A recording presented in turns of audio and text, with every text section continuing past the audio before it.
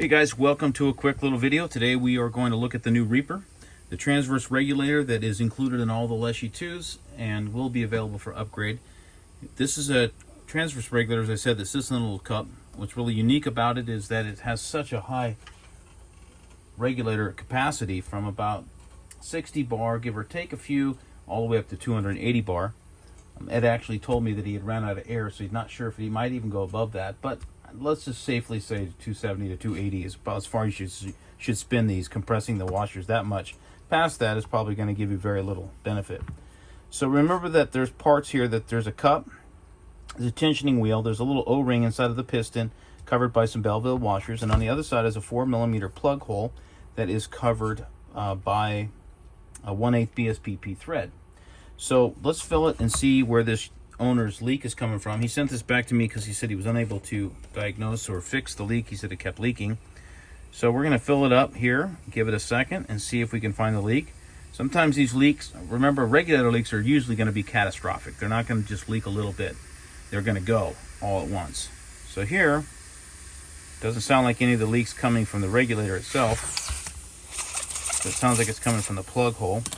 We can try giving it a little squeeze, but sometimes, a lot of times in this situation, it's not going to seal any more than it already has.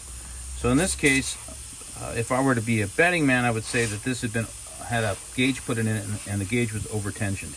Remember that you don't have to use a wrench on these things. You don't have to really, excuse me, not just use a wrench, but you don't have to wrench them down gorilla tight. It's the interaction between the gasket and the bottom of the gauge here that creates the seal, like so. Not necessarily a ton of tension. We just want to be able to make those two meet so that there's no space inside here, and that will seal the edges of the gasket. So let's go ahead and turn off our gas here, degas it, and take a look and see what the gasket looks like underneath.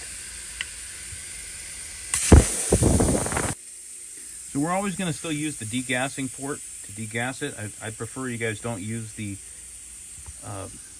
gauge port here on the back, just because it's very large and we don't want to cycle this gasket too much. All right, and let's take a look at the other side here.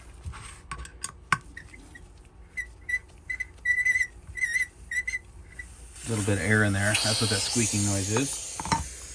Oh yeah, that gasket looks a little trashed. So let's get a little hook tool here.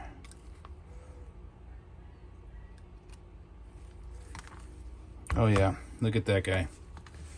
So this is usually resulting in excessive tension being put on the gauge. So what happens is sometimes you start hearing a leak and you think more pressure is going to get it sealed, and that will not. So let's go ahead and put a new little gasket in here. Make sure that it's seated all the way. And we can use a little tiny bit of grease here too, by the guys. Not a ton, but just a little bit. It can actually help in facilitating sealing. All right, there we go. And now I want you to pay attention to how I tighten that thing. I didn't really put a ton of pressure on it.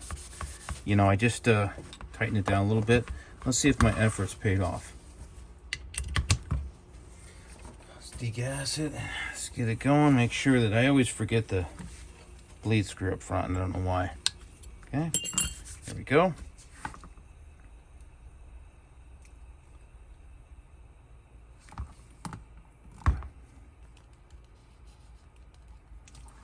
All right, so it looks like this problem here was actually the gauge plug. I'm going to, on the next video, take apart a regulator. I'll take apart this regulator just because I know he's had it apart. I want to take a look at it, make sure that the washers are stacked correctly and everything. So I'll show you the regulator on the next video. But this one here is just a simple fix. It's a good little public service announcement, I guess.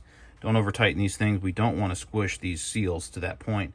That's not going to create a good seal. You can see how it's damaged.